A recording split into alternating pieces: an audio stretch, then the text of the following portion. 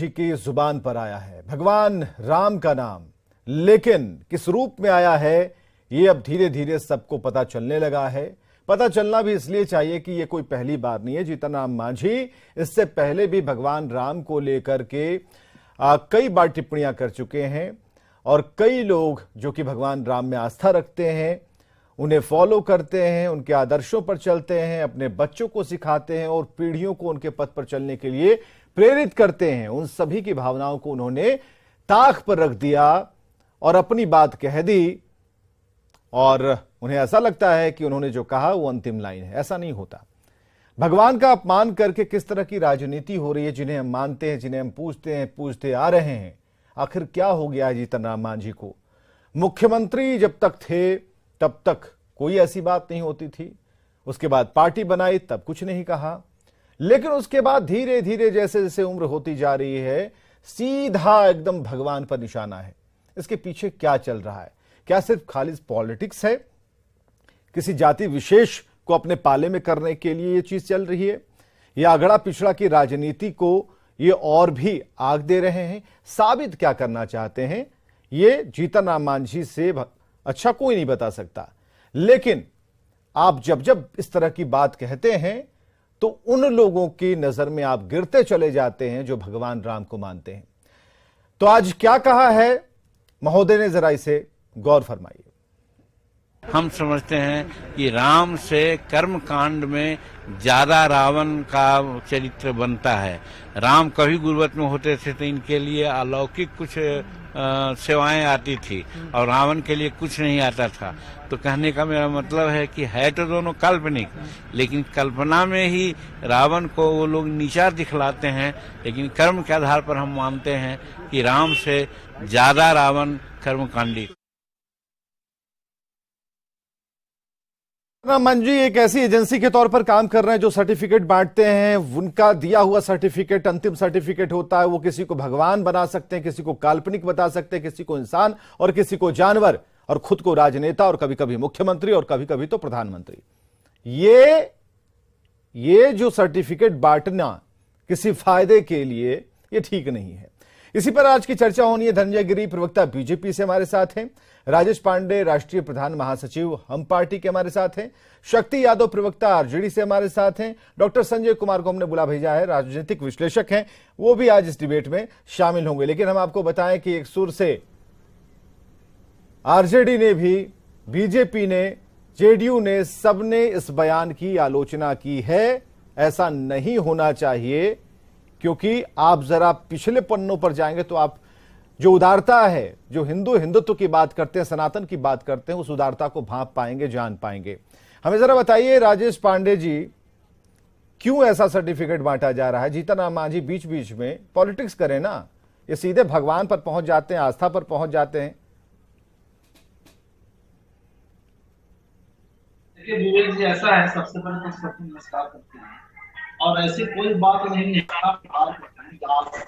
एक अलग विषय होता है और उसमें चाहे किसी भी धर्म के लोग हैं, किसी भी जाति के लोग, कोई भी व्यक्ति हो, उनकी अपनी एक अलग आस्था, एक विषय ही अलग है। मैं भी राम को मानता हूँ, ऐसा बात नहीं है, लेकिन मुझे तो कभी तो उन्होंने मना नहीं किया कि आप राम को मत मानिए। जहां तक सवाल है तो ये बात बोलने का, कोई सर्टिफिकेट उन्होंने नहीं बांटा है और वो दिल से बोलते हैं, जो भी बात बोलते हैं दिल से बोलते हैं और सच्ची बात बोलते हैं। तो इसमें कहीं कोई भेद और विभेद कहां से आपको बातें सच लगने लगी? क्या हो गया? ये तो सर्टिफिकेट आपने भी उन्हें दे दिया कि उन्होंने जो कहा, मन से कहा, दिल से कहा, तो दिल से किसी के आस्था पर चोट नहीं करेंगे ना। ये आजादी आपको नहीं होनी चाहिए ना। नहीं, आस्था पर चोट की बात नहीं है विवेक जी। हमें तो चोट लगी है, हम तो राम की नहीं। सुनिए, अरे सुनिए ना, सुबह राम जी को अगरबत्ती दिखाने वाले लोग हैं, हम दिया दिखाते हैं, पूजा करते हैं, ठीक है? और आप हमें कहिएगा कि नहीं नहीं नहीं चोट तो नहीं लगी ना। मतलब मत समझाइए। ये कितना सही है, कितना गलत है, आप अपने नेता को समझाते क्यों नहीं? तो वही बात हम आपको बता रहे हैं। अगर उन्होंने कहा है कि रावण बुद्धिमान थे, तो कहां से गलत था? अगर रावण बुद्धिमान नहीं थे तो जब रावण में युद्ध हुई थी, रावण की मृत्यु हो रही थी, उस समय भगवान राम ने अपने छोटे भाई लक्ष्मण को क्यों सीख लेने के लिए भेजा था रावण के पास? अगर वो बुद्धिमान नहीं थे तो नहीं भेजना चाहिए। नहीं, ये सतही बात हो गई ना, ये सतही बात हो गई। आप कहते हैं कि बड़ा कर्मकांडी थे, ये थे, वो थे। भाई कहां, नहीं, कहां से इतनी नॉलेज ला रहे हैं?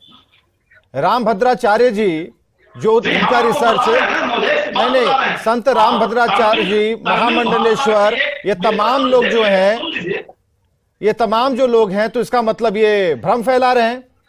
यही मतलब हुआ ना, जो हमारे सनातन के प्रहरी हैं वो भ्रम फैला रहे हैं। आप बोलिए क्लीन। तमिल भाषा में लिखी गई महर्षि कंबन के द्वारा जो रामायण है, ये रामावतारम, उसमें रामेश्वरम की कथा बहुत विस्तार पूर्वक लिखी गई। अगर आप उसको पढ़िएगा रामेश्वरम की कथा, और कई जो मंडलेश्वर हैं या जो भी हमारे धर्म के ज्ञाता हैं जो अपने प्रवचन में इस बात की चर्चा करते हैं, राम की इसे कथा की भी चर्चा करते हैं कि जिस समय वहां पर रामेश्वरम में श्री राम जब यज्ञ कर रहे थे, उस समय उन्होंने अपना आचार, गजब ज्ञान हुआ है। लेकिन भाई गजब ज्ञान है, गजब ज्ञान है। कहाँ नहीं, ठीक है, नहीं, ठीक है, बढ़िया रिसर्च कर रहे हैं आप लोग। नहीं, बढ़िया रिसर्च कर रहे हैं। अच्छा लैब खोल रखा है आप लोगों ने कि आप लोग रोजाना कुछ ना कुछ कहते रहिए और हम अपने भगवान को गालियां सुनते सुनाते माफ करते रहें। इतना बड़ा दिल हो गया हिंदुओं का, हिंदुत्व मानने वालों का, सनातन मानने वालों का। नहीं, चोट पहुंची है भाई, आप क्या बात कर रहे हैं? नहीं, ऐसा मत कीजिए ना, ऐसा मत कीजिए ना। आप भी राम को मानते हैं ना, तो ताकत रखिए, अपने नेता को बोलिए कि भाई ऐसा क्यों बयान देते हैं बाबा। अरे मानिए, राम राम करेंगे तो सदगति मिलेगी। विवेक जी, उस जमाने में 4 एयरपोर्ट थे लंका में। धनंजय गिरी जी, प्रवक्ता बीजेपी से, ठीक है, आते हैं, रुकिए, सब राम भजन करने वाले हैं, रुकिए, ठीक है, रुकिए। धनंजय गिरी जी, प्रकाश डालिए जरा। जी, क्या है ना, अपने अपने राम है, अपने अपने आदर्श है। रावण के पास जो उन्होंने कहा है, सोने की लंका थी, ज्ञान का अभिमान था, संपत्ति और संतति का संचय था, बहुत सी चीजें थी। लेकिन क्या था? राम, भगवान राम के पास क्या था? चरित्र का बल था।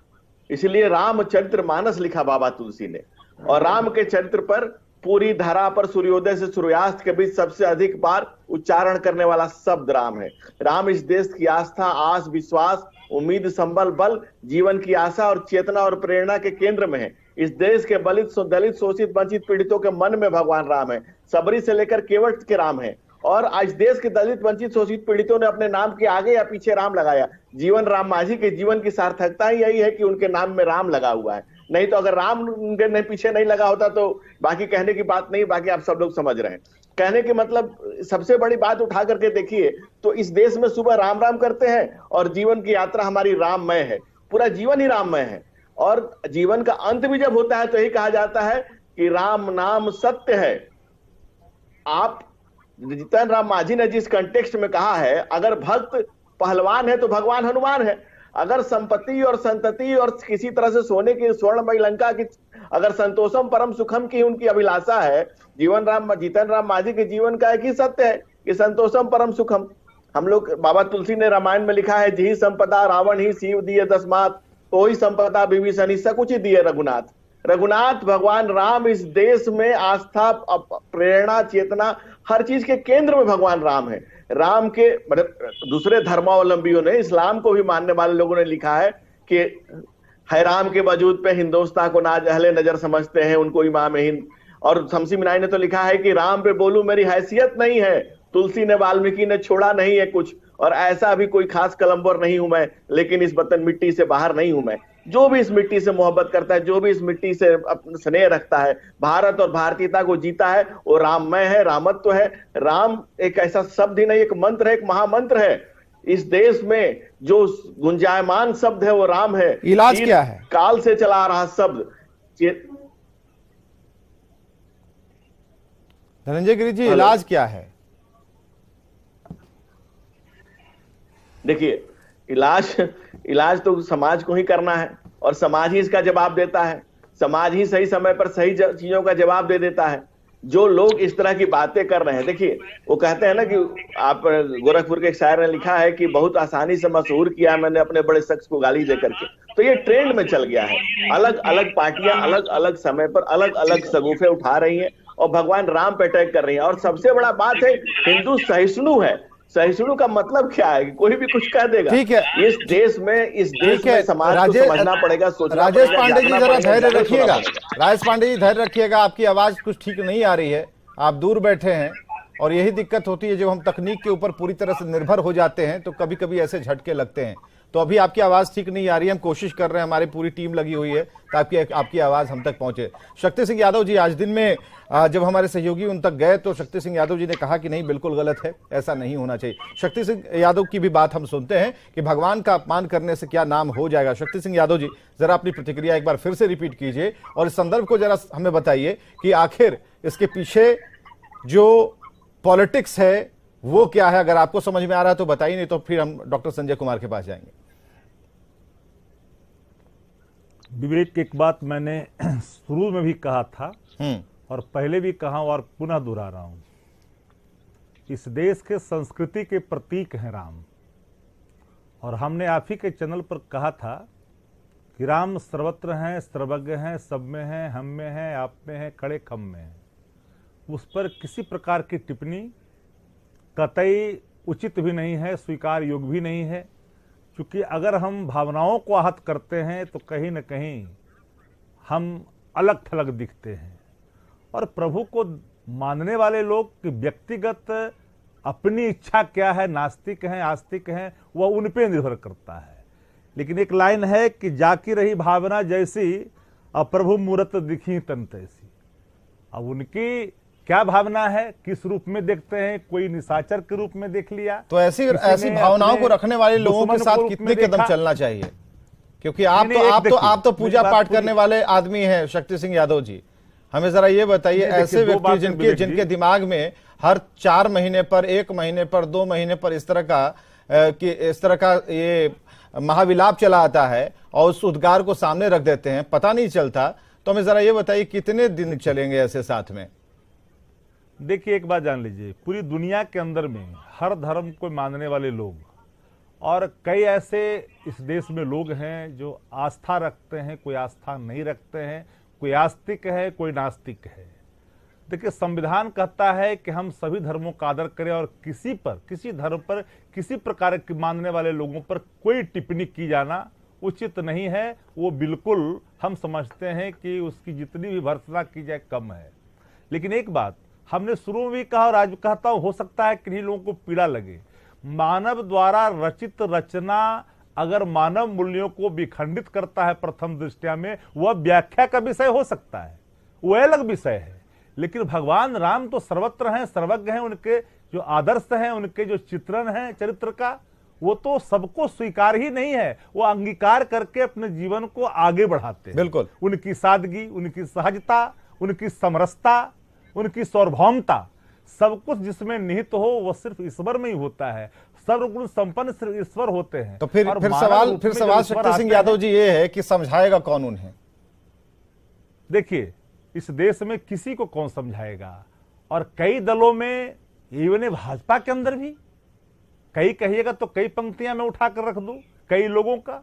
देखिए, हम तो आस्था और अनास्था की बात को छोड़िए, आप मानना ना मानना व्यक्तिगत उसकी इच्छा है, और कोई व्यक्तिगत राय देश पर नहीं थोप सकता है। देश के बहुयात लोगों की आस्था राम और कृष्ण में है। हमारे पुरखे जो समाजवादी थे, राम मनोहर लोहिया, उन्होंने स्पष्ट तौर पे कही है कि राम और कृष्ण और शिव हमारे संस्कृति के प्रतीक हैं। इससे इतर कोई भी व्याख्या, कोई भी उनके खिलाफ बात समाज को स्वीकार नहीं है। चलिए डॉक्टर संजय के पास आते हैं सर, तुरंत आते हैं। डॉक्टर संजय जी, जरा बताइए, व्याख्याएं तो हो गई, ये पॉलिटिकल व्याख्याएं, चाहे ठीक है, शक्ति सिंह यादव जी ने जो भी कहा उसमें एक बिंदु भी कुछ भी गलत उन्होंने नहीं कहा, या फिर गिरीश जी ने जो कहा, सभी लोग इस बात को मानते हैं कि जो हमारे संस्कृति में, हमारे खून में है, उसे हम आगे बढ़ा रहे हैं और उस सनातन के जरिए हम सभी को समान तौर पर देखते हैं, समान सोच रखते हैं और सभी लोग आगे बढ़ रहे हैं। तो उसकी बुनियाद में यही है। हमें जरा बताइए, मानस कांड हम लोगों ने देख लिया, ये कौन सा कांड करने के विचार में है? क्योंकि कर्मकांडी तो रावण को बता दिया, लेकिन ये जो कांड कर रहे हैं बयान दे देकर, इस कांड का क्या इलाज है? देखिए, हम लोग इस बात को बराबर कहते हैं कि अगर किसी विषय की समझ किसी व्यक्ति को नहीं है और वो व्यक्ति कुछ भी बोले जा रहा है तो माफ़ कर देना चाहिए, क्योंकि उस चीज़ को वो समझे ही नहीं। तो जो व्यक्ति विषय को खुद नहीं समझ रहा हो, वो व्यक्ति कुछ अगर बोल रहा है तो उसकी बात क्या करना है।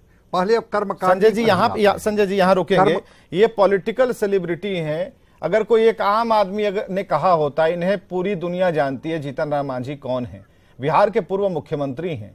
जब पॉलिटिकल सेलिब्रिटी बन गए आप, तब तो आपको और भी अपनी वाणी पर कंट्रोल रखना चाहिए, शब्दों पर कंट्रोल रखना चाहिए, भावनाओं को आहत करने वाले शब्द नहीं बोलने चाहिए। अब जिस महागठबंधन के आप हिस्सा हैं, वहां भी कहा जा रहा है कि नहीं ये गलत है, इस पर सोच विचार होना चाहिए। लेकिन कितनी बार आखिर समझाने की जो उम्र है, अब वो बच्चों को समझाएंगे कि बच्चे समझाएंगे उन्हें? नहीं, मैं विषय पर आ रहा हूं। तो ठीक है, वो पूरी दुनिया के हो सकते हैं स्थापित नेता, ब्रह्मांड के भी स्थापित नेता हो सकते हैं, लेकिन जब विषय पर कुछ बोल रहे हैं तो उनकी समझ तो कम से कम होनी चाहिए, या जो उनको लोग समझाने वाले हैं उनकी समझ स्पष्ट होनी चाहिए। कर्म, कर्मकांड और कर्मकांडी, ये तीनों चीज़ें अलग अलग है।